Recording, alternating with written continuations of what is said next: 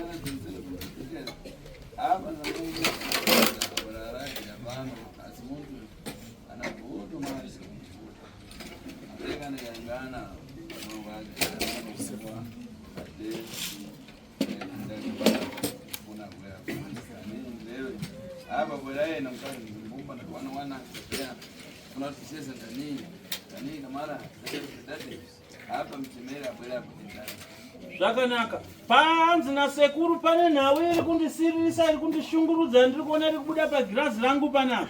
Pane mubereki auya nevana vake nemukadzi wake anonzi Kundai Gurure. Aripo here panapa?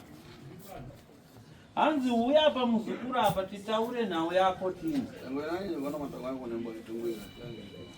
Hanzi ndaona uchifamba kudari kuchitungwiza. Ndiani anogarako?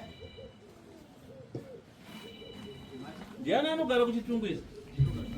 Ndiwe unogara kuchitungwiza? Zvakanaka. Hanzi nasekuru uya kugara mudati.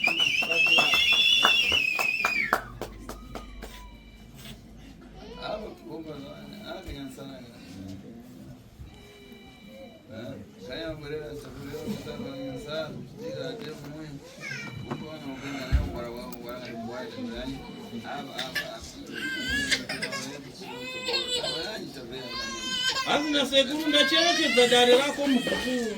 Pane nhau yakusimudza kumba kwako yakushaisa rugare muupenyu hwako. Ichiva nhau yemwana komana wako anova dangwe rako anonzi Alexandro. Hanzi ndaona mwana wako nhasi unoashandiswa nezvikwambo, izwi rake rakangodisapia uye upenyu hwake hauchanzwisika, akungoita kunge mwana rengwa rengwa, kunge mwana anopenga penga kudai.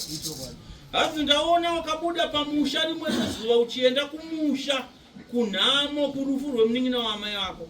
Uri pakati perufu rwemunin'ina wamai wako ndo pakatangira mwana wako akangozviitira tsvina.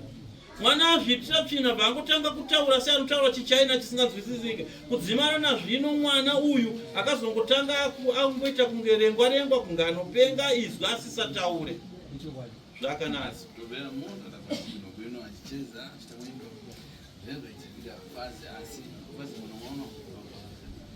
Zvakanaka. Hanzi mwana wako ndachiendesa ndaona mwana waukabereka zvakanaka. Achitotaura zvakanaka akatorika mwana kanotoyevedza akasina namwana matambudziko. Asi paukaenda panhamo iwewe ndo pakateketerwa mwana wako mhepo dzakaipa wazvinzwa. Mwana wako akarohwa nezvinhu.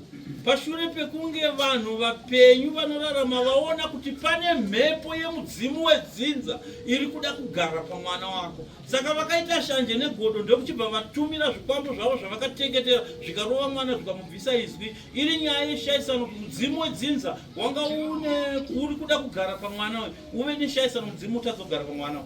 Halo kwanzi. Aiwa ndikufana. Uri done.